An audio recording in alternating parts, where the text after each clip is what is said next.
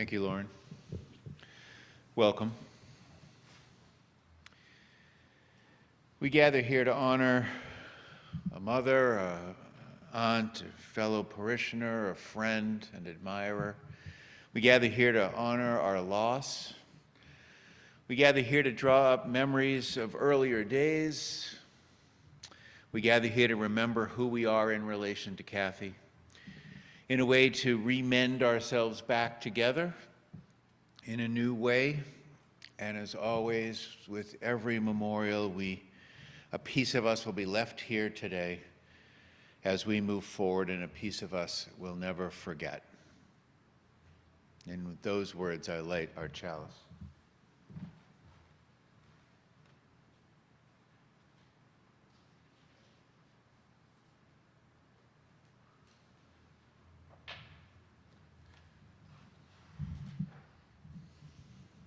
If there's an experience bigger than words, it's the death of a loved one, a family member, a peer, a life that's fully lived, and although words are never enough, we largely turn to them. Today, images, scrapbooks of stories, and in doing those and telling those stories, we will take the early steps for how big or whatever size of relationship we had with Kathy, we will move forward with our own lives. And it doesn't matter really whether you're a Buddhist or a Christian or a Muslim or a UU or a Jew or an atheist, an agnostic. We all know that life outgrows our separate selves in this physical form. In just a while, this life outgrew a fine woman we pay tribute to today. It's now on us not to shirk the grieving, the seriousness, the stories, the laughs, the pausing in our tracks, at this moment to experience the awe and humility that we've reached the bookend of a long life lived in this physical form. Although I knew Kathy, her story is not mine to tell. But let me provide you all with a preview to an audience who least needs one. She was amazing. Her story begins in Iowa during the Great Depression. It took her to Grinnell College, the Hampton Institute, Harvard, and a Harvard PhD. Long before women were common on Harvard's campus, she was there. Her story involves active involvement in many of the civil rights advocate organizations and movements that defined the changes seen in the 20th century. Always loyal and always on the front edge of the work that brought justice and freedom to more people was where she was, who she was. And hers is not my story to tell, that's your own story to tell, and that tribute we begin now.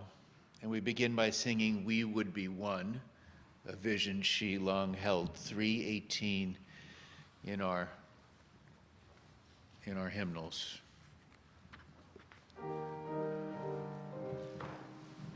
Kate, grab some hymnals.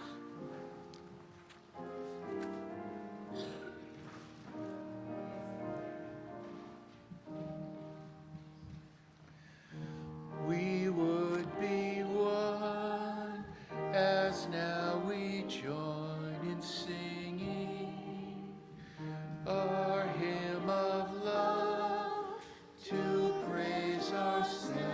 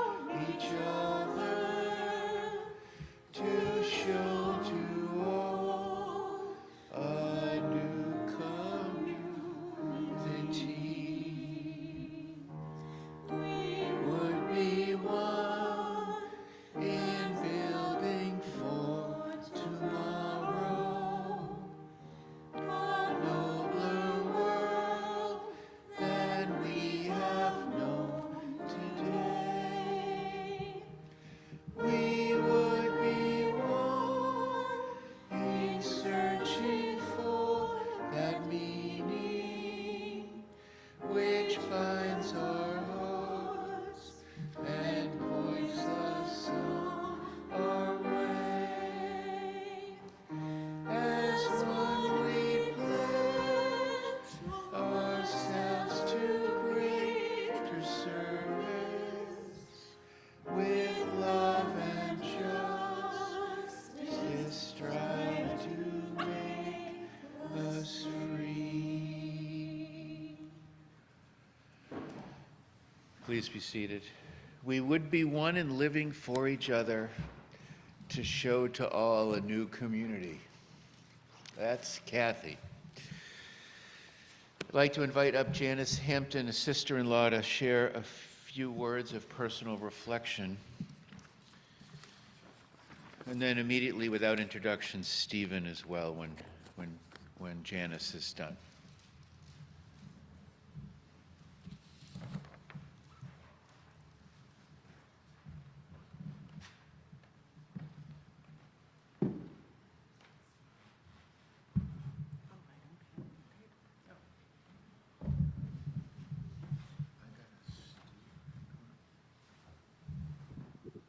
How about that?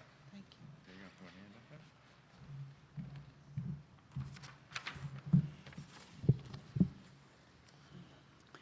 I'm Janice Hampton, Kathy's sister-in-law, and I've known Kathy since 1964 when we were married to her brother, Ken. And Kathy and Dan gave Ken and I a place to stay in Boston when we first moved to Massachusetts until we were settled in Boston. Our families lived close to each other in Massachusetts, and when our children were small, we got together for holidays like Thanksgiving and Christmas, and we made Christmas very special because each year we went to a different person's house and went to their church for their service, and then had dinner after. At Thanksgiving, we shared the dinner, and Dan's aunt would always fix the turkey, and the rest of us would bring the rest of the meal for the person who, again, hosted whoever was having Thanksgiving. So my job was to make the pies, and I always made 1 pecan, 1 apple, and 2 pumpkin pies, and they always seemed to disappear. Carol Ditmore brought the potatoes, and Aunt Margaret brought the turkey. She insisted in getting up at 4 a.m. and making sure that the turkey was done by noon in case we wanted to start dinner by then. And Kathy's job was to make the creamed onions, and they were delicious. Kathy and Dan also frequently hosted us at their house in Chatham, and we had many good times there. Boating and swimming and doing all the things that Chatham had to offer around the Cape with the kids, and the grandparents joined several times when we were there, so it was lots of fun. Kathy was a generous and loving person to us all, and had a talent for entertaining and storytelling. And when you were in her presence, she was all yours. She would give you the coat off of her back if she needed to. She was just a wonderful person, and she will be missed.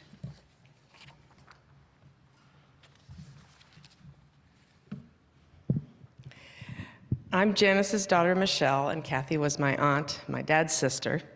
Growing up, I loved visiting my Aunt Kathy and her family at their home or on the Cape. One of my favorite memories of her was one time when we were all in Iowa visiting the grandparents. Aunt Kathy liked to give everybody equal presents, so she took us all to the mall and gave us younger kids, my brother Marshall and our cousin Diana, we were the younger cousins, $20 each, and told us that we had 1 hour to spend the money, with any leftover funds to be returned to Kathy. We had never had so much money to spend in our lives. The three of us went running off, but soon discovered that thoughtful decision-making would be necessary to maximize our purchases. Did we want several small things or one larger gift? We cousins had a lot of fun together that day, and our moms got to visit without us underfoot, thanks to Aunt Kathy's genius idea and generosity.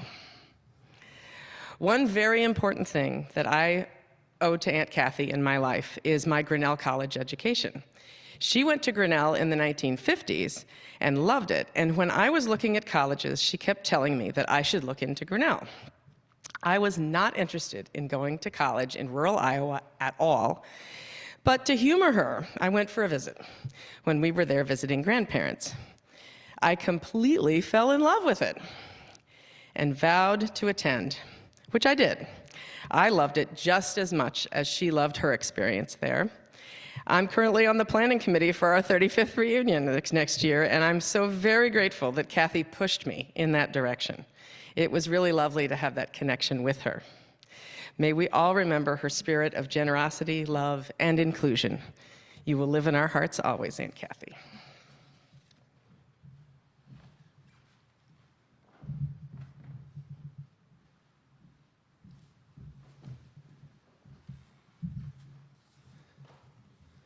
Good morning. I'm Steve Hampton. My dad, Bill, was Kathy's older brother, the oldest of 3 children. And I'm honored to be here today. So Diana, thank you for putting this together and making sure I knew about it. My father would have loved to have been here. Unfortunately, he can't travel, but he will miss her deeply. So a great opportunity for me because I don't think Stephen, Alan, I don't think is here, but Diana and Stephen, last time I saw Stephen was in his dad's Columbia down in Boston Harbor, I think in 1980. Diana, I've seen you a little more recently with Zach in Yorktown when Kathy came down to visit. And I haven't, I don't know if Kat's not here, is she? But Kat, I'm sorry. It's great to see you. I don't think I've ever met you. So what a pleasure it is. And then Miranda and Leah, I'm assuming, right? And what an honor. Thank you. And what great people you guys have all turned out to be. I know your dad is very proud of you. I just want to call your attention to the picture for a second, which, you know, I knew there was going to be something like this. But for Kat, Miranda, and Leah, at one time the old people were young and youthful, right? They were innocent, they had ideas, they were wild, they were irresponsible. I got a great picture of my dad next to his Packard, 25 years old. You would never even know it's him, right? Who would even know, right? Unless you grew up with them, right? But the children, we don't know them like this, right? So anyway, our parents, our grandparents, they pass. And we also don't know that the world is burning. Like today, we think it's come down around our head, right? And but it's been that way for a while, like forever, right? If you read history, Billy Joel talks about it in a great song. You guys might not even know who Billy Joel is. The Hampton DNA in the world is to roam, wander. I like to say go over the horizon when we went on deployments in my last life. I don't even know what that life was anymore. But Bill, Kathy, and Ken all had that. And Kathy, as much as anybody, she was intellectually curious. And you heard a couple of short vignettes about that. My dad went out over the horizon to Harvard. came back to Iowa because, like his son, he couldn't decide on what his major was going to be. Kathy to Grinnell, one of my best friends in our neighborhood in Virginia, is a Grinnell graduate. He's a radiologist. Grinnell's a great college. And what I wanted to talk about for a second, just because I read history a little bit, is the Hampton Institute. So I used to cycle and run through the Hampton Institute. I lived right up the street in Yorktown for 20 years, and we just accepted it as a great college that was local that a lot of people went to. I have a lot of dear friends that graduated from there. But again, day to day, I used to cycle and run through the campus. It was beautiful. But we don't realize back in the 50s and the early 60s, it was different. The Hampton Institute, not Hampton University. And before that, it was and I have to get this right, it was the Hampton Normal and Agricultural Institute, founded by General Sam Armstrong just after the Civil War, which at that time was remarkable, right? So Lincoln, remarkable president, Civil War, we don't need to talk about that history because everybody knows it, but what happened after, right? Lincoln goes away, vice president comes in, he was terrible, he was a Southerner, and he was not necessarily a Reconstruction fan. And in the midst of all this, there's several small black colleges that are founded because people had the vision to know that they needed that education.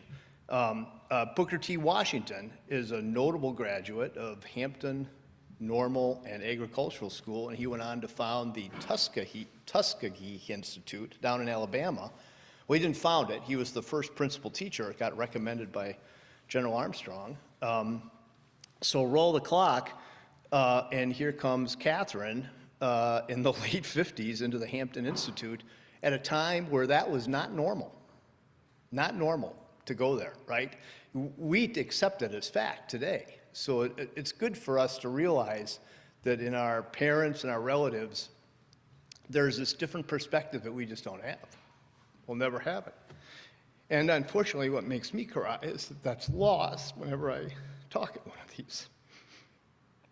And I think that's what, my dad's pretty stoic. He hasn't said too much, but I think that's what would touch him. So I wanted to just mention that for a moment, that was kind of remarkable. And then to Radcliffe, right? And Radcliffe had been around for a while, but you know, today it doesn't seem possible, but women and men didn't go to college together. That was unusual, right? So this was in the early 60s. She gets her PhD, also remarkable for a woman of the time. And they don't merge into Harvard until, criminy, I think it's like the 70s sometime, right? Maybe the mid-70s. And then recently, they just finally started awarding joint, the Harvard degrees. So it's remarkable how she journeyed. And again, like this picture, there's a great picture in our family history with Kathy, with Dan sitting in the driveway on Boulevard Place with a VW, right? And they look like teenagers, right? They look like you guys. So it's sad to see it go, but I think it's good to have this and think back that, hey, they weren't always in a wheelchair. It was this. So a couple quick venues, counter to the cooking story. We said, what do we remember? My mom and dad remember that when they got married, Kathy and Dan hosted them and they got together. And I'm not sure if this was in Des Moines or Milwaukee or out here in Boston, but they got together for a picnic lunch. And this jives with me because of my visit to Chatham when I was a kid. Kathy, not necessarily great in the kitchen and cooking. So my mother, they all divvied up just like Jan said, hey, and Kathy's deal was, well, I'll bring the chicken, right? So this basket of chicken, picnic basket, wicker, very well done, very presentation, phenomenal, shows up. Small detail, they bite into it, not cooked. So, and again, that kind of rings true. I said the last time I saw Alan, I think, was Chatham when I was a kid. We visited once and spent a week there. It was a wonderful week. And I remember one of the seminal events was we went fishing and had a bunch of bluefish, and she didn't want to have anything to do with it. I think it was your dad that had to prepare it, was my recollection. And then as Jan said in the introduction, right, she goes ultimately back to Iowa to take care of our Aunt Jean, our great aunt, who was my grandfather's sister, who also wandered the world and was a pretty good adventurer. And she comes back here to Massachusetts. I was talking to Denise on the way in, reminding me that she came back after that to be close to family, Diana, and that was probably necessary. But a pretty circuitous journey for her around the country. So I said to my dad, I said, what do you remember most about all that? And he went back to his childhood again. So beyond the chicken story, my dad wanted to remind you of spending summers on the farm out at the Hardens. And I think everybody in the room has actually ridden Ginger, but at the time, Ginger was a young horse. And my dad and Kathy would ride Ginger. My dad a lot, and Kathy very little. Horses, not her thing, I'm led to believe. And then philosophically and intellectually, it all came back to when they were little kids. And I think some of you may have heard this story, but my dad had a cat named Judy. Raise your hand if you've heard of the cat Judy. Okay. So anyway, the story goes that Judy met her demise out on Polk Boulevard, and it's kind of like the squirrels. The road is paved with squirrels that could not decide, right? So apparently the cat was crossing the road, and my dad knew this, came home and announced that Judy was no longer with us, and Kathy left the house and came back carrying Judy and presented it to her mother and said, "Look, Mom, it's a perfectly good dead cat." Perfectly good. So that kind of sums up her thinking and imagination, I think. But in closing, and again, my dad just had a few of these glimpses. I think she was remarkable. I didn't get to know her as well as I should, and I'm sorry I didn't. But I get the opportunity to see the family and meet people that I haven't seen for a long time. And I thank Catherine for that, and I thank Diana for that, and we'll miss her very, very much.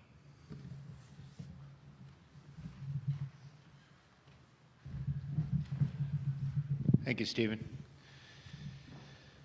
We're going to sing "We'll Build a Land," 121 in your hymnals. Please, in the gray hymnals, please avert your eyes from verse 3, which is just not worthy. 121. Verses 1, 2, and 4.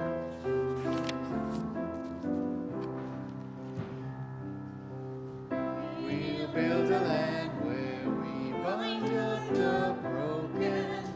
We'll build a land where the captives go free.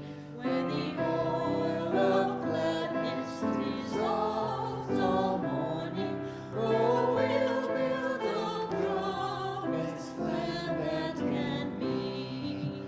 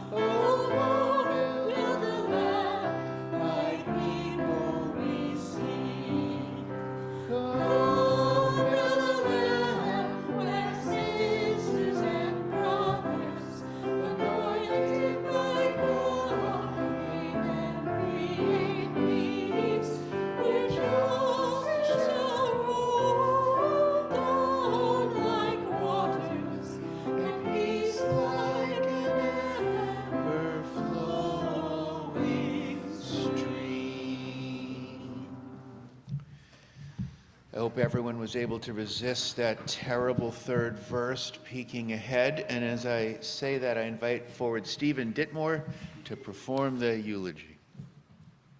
Thanks, Steve. Thank you, Steve. Hello, thank you to everybody who's preceded me. And you'll hear some things repeated of what they've said. So those of you who know my mom will hear some things repeated that you've heard before. But that was so much part of who she was that she talked. So I've really elected that to talk about the story she told about her youth. And if you want to ask about other things, later experiences, with her, later on, please feel free. Wake up and live your life in terms of purpose. The baritone voice of Wallace Hampton woke Kathy and her brothers up every morning, sometimes at 7, sometimes as early as 6. I'm going to tell you about my mother I knew before I was born, because I knew Mom in large measure through her stories. Mom's best friend Elaine was the daughter of a custodian at her parents' church. When Elaine was left off the confirmed guest list for Mom's birthday party, Mom threatened not to attend her own birthday party. Mom got her way. Elaine was African American. One day, her Aunt Eugenia asked Mom, I know Elaine is your best friend, but I know Elaine is your friend, but does she have to be your best friend? No, said Mom, but she is my best friend. Mary Catherine Hampton attended Grinnell College in Iowa. One summer, she signed on with the American Friends Service Committee group to practice the art of labor organizing in Chicago's meatpacking district. And in order to accomplish that, took a job wrapping Oscar Mayer meat products in cellophane. Staying focused on monotonous manual tasks was something the heady Catherine found difficult. But with time, she found that if she made up a little ditty to the rhythm, she could repeat that to herself.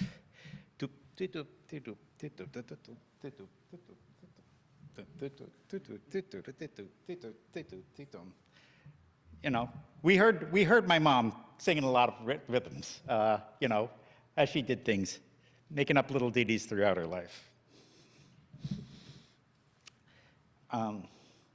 Grinnell had an exchange program, as we've heard, with a historically black college, Hampton Institute, and Kathy signed up. Everyone got a kick out of her letters from home being addressed Mary Catherine Hampton, Hampton Institute, Hampton, Virginia.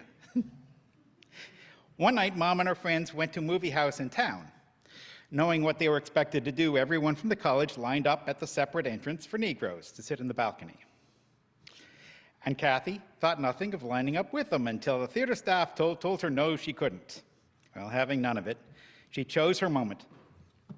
As the doors opened and rushed in among the packed crowd, but someone had spotted her, and as the film started, she hid near the floor between the rows of seats as theater security shined flashlights in everyone's faces from the front of the balcony. A rumor got started in the town that a white girl was dating a black man. And it was true. Mom was dating a fellow student whose name I forget, so let's go with Derek. A mob formed one night and went out looking for this couple. And when they came upon a white woman driving her gardener home, they murdered them. Derek proposed to Kathy, and she loved him.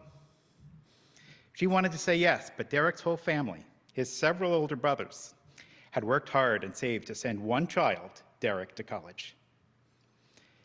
And they expected him to return afterwards to Alabama. The prospect of being a mixed couple, possibly raising mixed-race children in 1950s Alabama, Kathy had to say no to Derek. Mom graduated from Grinnell College, a psychology major. And besides Harvard, she applied to veterinary medicine at the University of Iowa. I'm not sure if she actually got to apply. There were some impediments to that. But she loved animals, and if she could have, she probably would have gone to veterinary school. And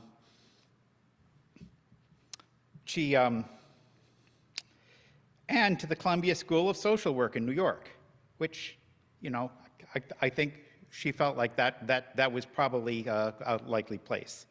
She applied for a Danforth scholarship, and that's a story that.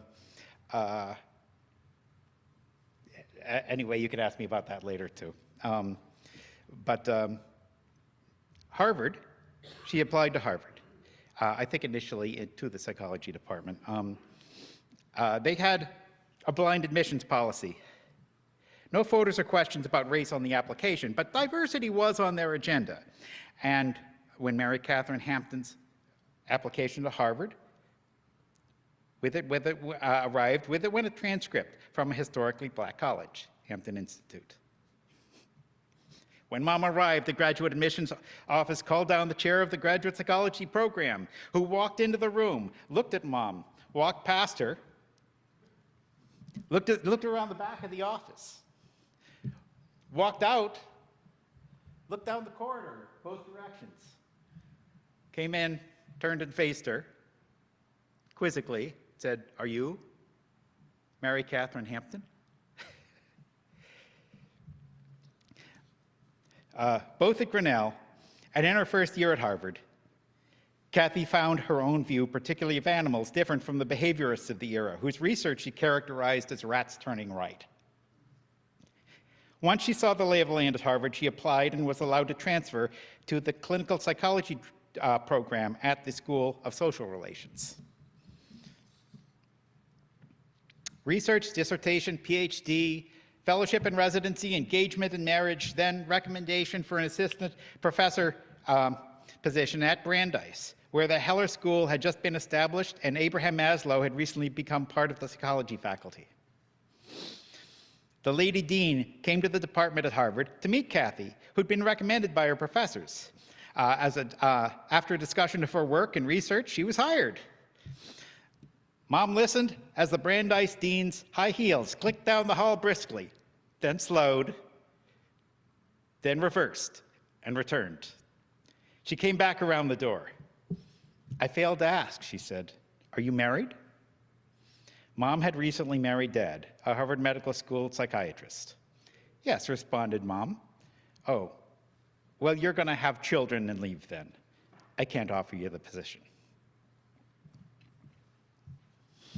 Mom and her new husband rented an apartment in Brookline, Massachusetts. One day, a recent Harvard Law School running for state rep came knocking, and spent quite a long time in their living room talking to the young couple. I don't know if they served them tea or coffee or what they did, but reportedly he was there for a while, talking to them about why Massachusetts needed insurance reform. His name was Michael Dukakis. That was probably about the time Mom first became pregnant.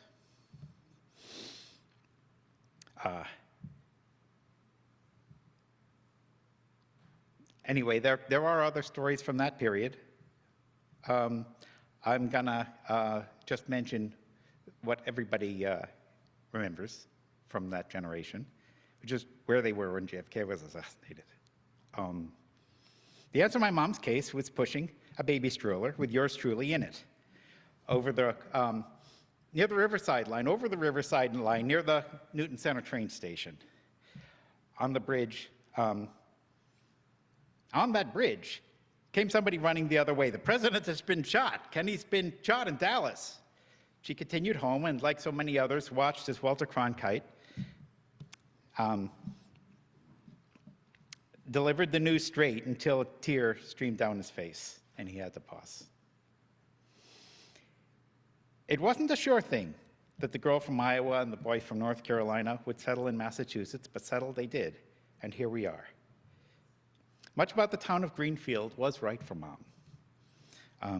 For what you all brought to her life, of course this includes everybody, whether you're from Greenfield or not, thank you.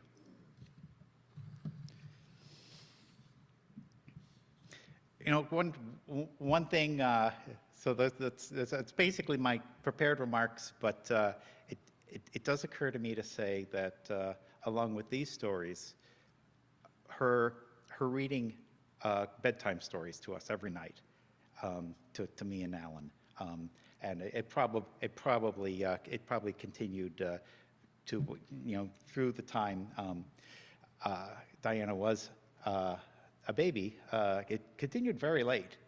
And some of the books, as we got older, some of the books she read to us were not your typical bedtime stories. They were. I remember one was sort of a case study in survival. Yeah, people being having to survive in the wilderness, or being wrecked on an island, or on a ship at sea, and then they were evaluated. They were evaluated for what they did right, what they did wrong, what the experts said they might have done differently or commended them for.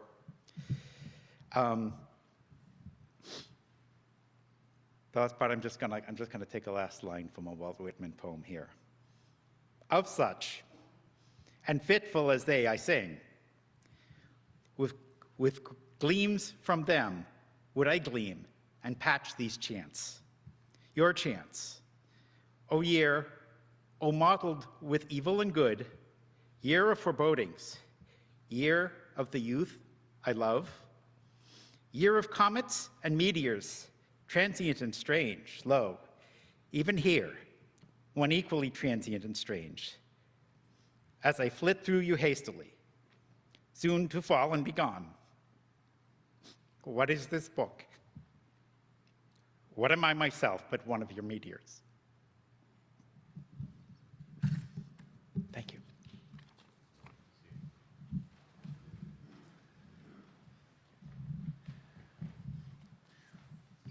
We're all invited to join in singing People Get Ready. Words are printed in the order of service.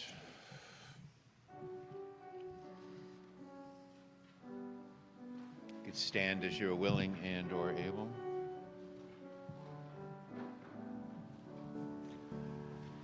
People get ready, there's a train a-comin'. You don't need no baggage, just get on board. All you need is faith to hear the diesels coming. Don't need no ticket, you just thank the Lord.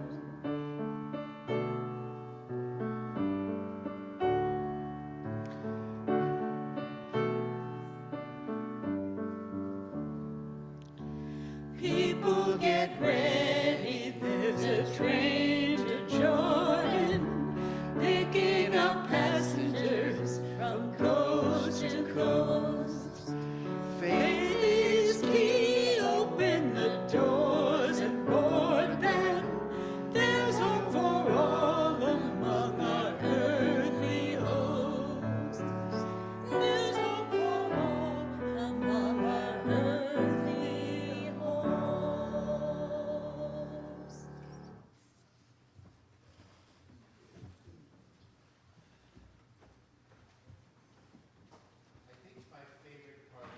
Kathy was how earnest she was, right?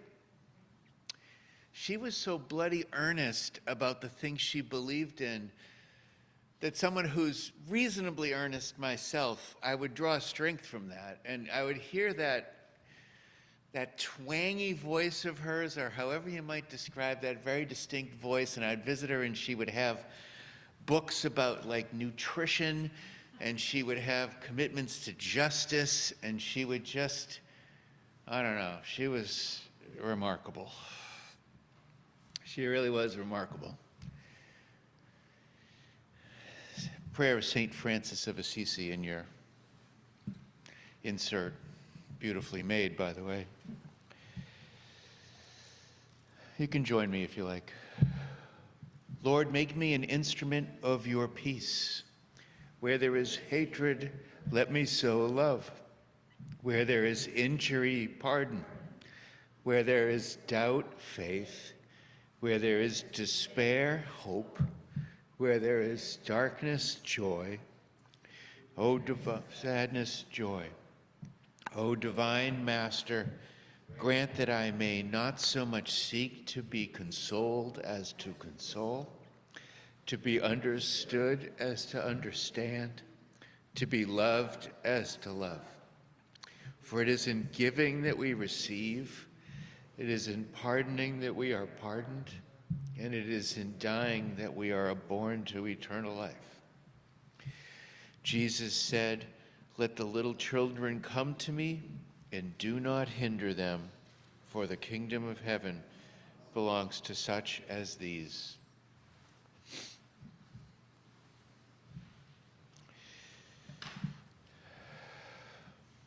Now a chance for anyone to come briefly up and share a memory. I'll come over there and I'll hold a candle, and you can use the portable mic and share a memory of your own for our beloved Kathy.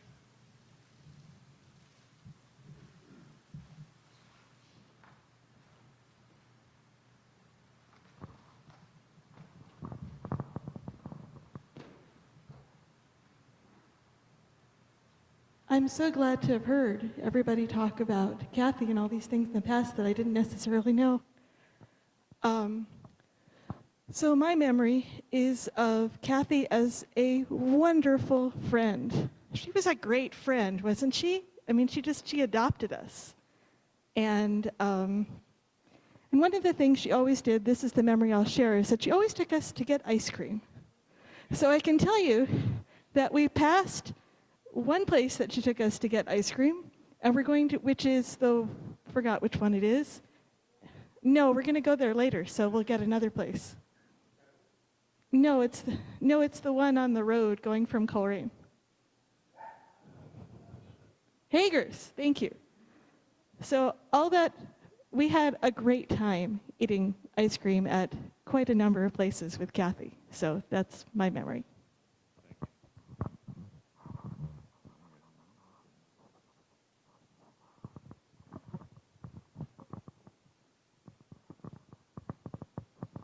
Thank you, Shira. Hi, I'm Kathy's granddaughter, Kat. I'm also Catherine. I was going to say something else that I think I'll probably say later at the internment, but what you said, Steve, made me think of my grandmother's adventurous spirit. And there were so many things about her, but one of the things that she always was adventurous. And in my childhood, when she was, an older person already, she was always trying to take me, a small child, like whitewater rafting and like doing all these crazy things that my mom was like, "Are you kidding? No way." And she was like in her 60s wanting to take me on all these adventures, going skydiving and all these crazy things. But anytime we got in the car when I was a kid to go anywhere, as soon as we were strapped in and the car was on, she would start singing the U.S. Air Force song. And that was how we began every road trip, was "On we go into the wild blue yonder." Every time. And I was working on the photo board that's out front last night, and we were trying to pick a fabric to put on the cork board. And I was looking for some blue sky because it was just in my head that it should be representative of her going off into the wild blue yonder, because that was such a part of how she started every day. So if you didn't get to see it before, please take a look at the photo board. We put like a blue space background with stars and moons, so it's the wild blue yonder. Thanks.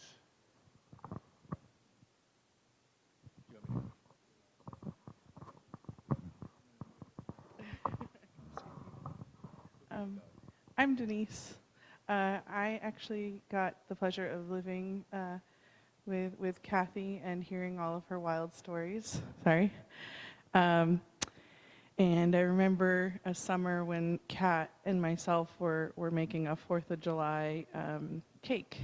And Grandma Kathy sat us down and always had like really just amazing, vivid stories to tell us. And this was the rum cake story. And where we didn't know there was rum in the cake, apparently. And Christmas cake. And I might get it wrong, so I might need some help. But I remember that was the first time I think I had sat down and like met Grandma Kathy. And this was her very first story. And that she ate, how much did she eat of the cake? Do you remember? Had a lot of rum in it. So, and I remember Auntie and Kat going to Grandma Kathy, hey, did you eat most of this cake, the Christmas cake? And Grandma Kathy's like, oh yeah, I did. It's delicious. What was inside of this? And they had to break the news to her that it was filled with rum. And that is how I discovered there was such a thing as rum cake. And I myself went on a kick of making rum cake and learned my lesson to not overdo it. So just really enjoyed her stories of Harvard and just adventures she went on through the years. And we lived with her that summer. And she was a riot, I have to say. So. Kathy and I made marijuana brownies. No, that's not true. Not true. Not true. Anyone else? Well, I'll get you, Marilyn, in one sec. Yeah. I think it's really appropriate that Zakai's eating right now, because when I think of Kathy, she was often eating. Anytime I have a sweet potato, I think of her. My memories, really, she had a profound influence on me. I was a kid. My name's Elise, by the way, and I helped care for her in the last year of her life. And so I got pregnant back in September, so he got to grow inside of me and be very much influenced and hear those stories.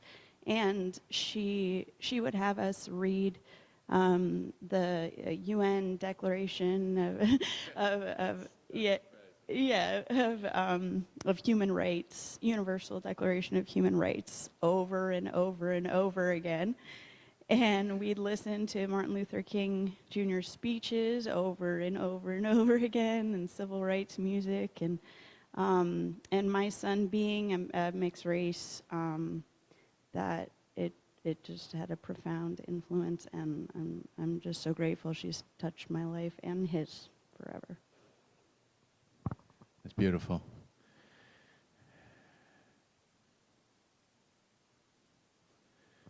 All right, Marilyn.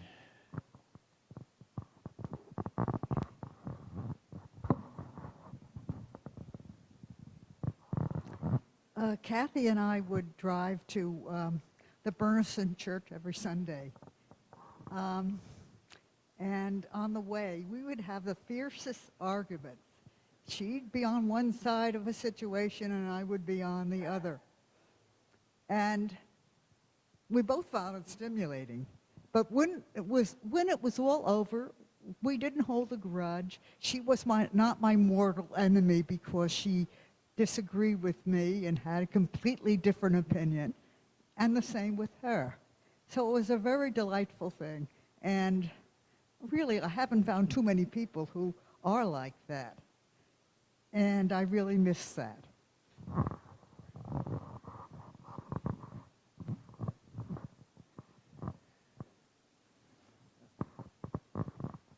Hi, I'm Miranda. I'm the youngest granddaughter, and I think the thing that comes to mind is when Roe v. Wade got overturned, the first person I actually thought of was Grandma Kathy, but it gave me a lot of, just really made me feel good to think that she would not cry or be upset about it. She would just sort of storm the fences right away. And I think that's a really good feeling to what, Stephen said about feeling like the world is burning, but that's always happened, and she lived through that, and she just has a really fierce energy when it comes to that stuff.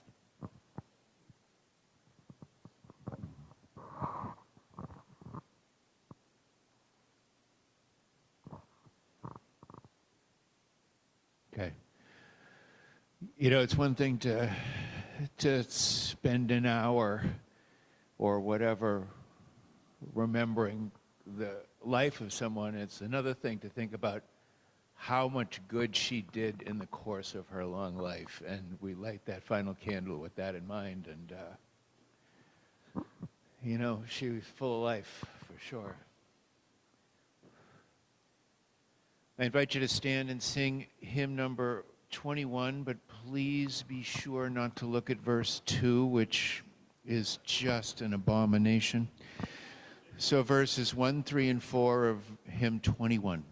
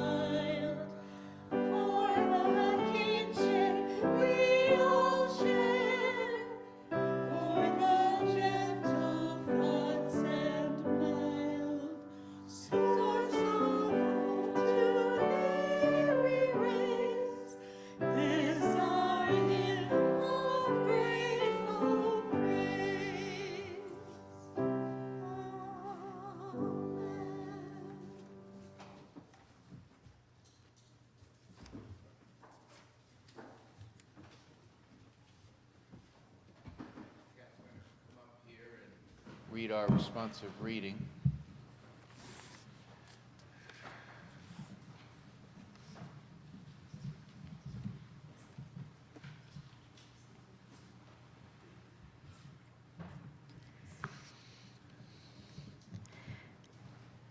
When we meet woman called to courageously serve the civic good, Kathy, we will remember you. When we think of those who in face of injustice rise to confront it, Kathy, we will think of you. When we see those whose connection and service is their calling, Dr. Ditmore, we will mention your name. When we gather again with the family and friends that surround us today, Kathy, we will remember you.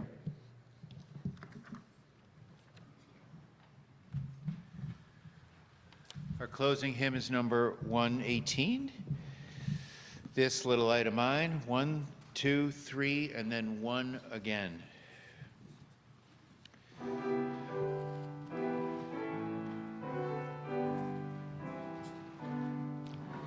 This little light of I'm gonna let it shine. This little light of mine, I'm gonna let it shine. This little light of mine, I'm gonna let it shine. Let it shine, let it shine, let it shine. Everywhere I go, I'm gonna let it shine.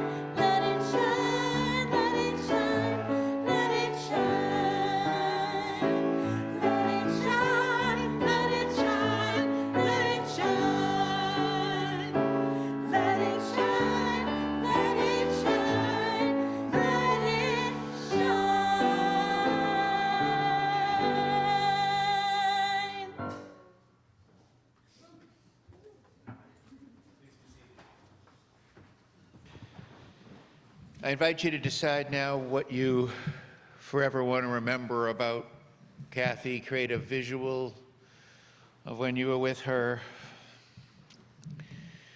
Let's lift that up, that memory, and hold it to the silence.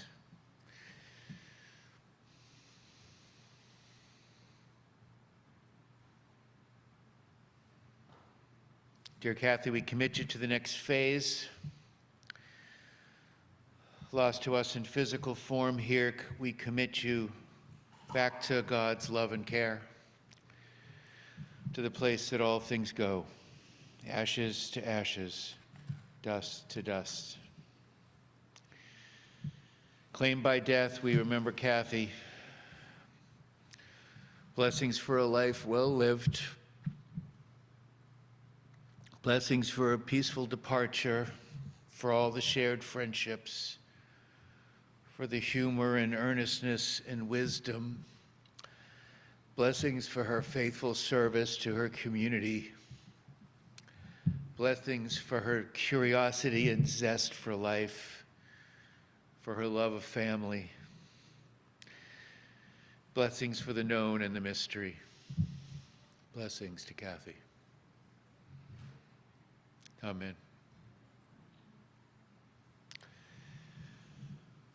There's a luncheon at China Gourmet right down towards the highway, just past it, or no, just before it on the Mohawk Trail.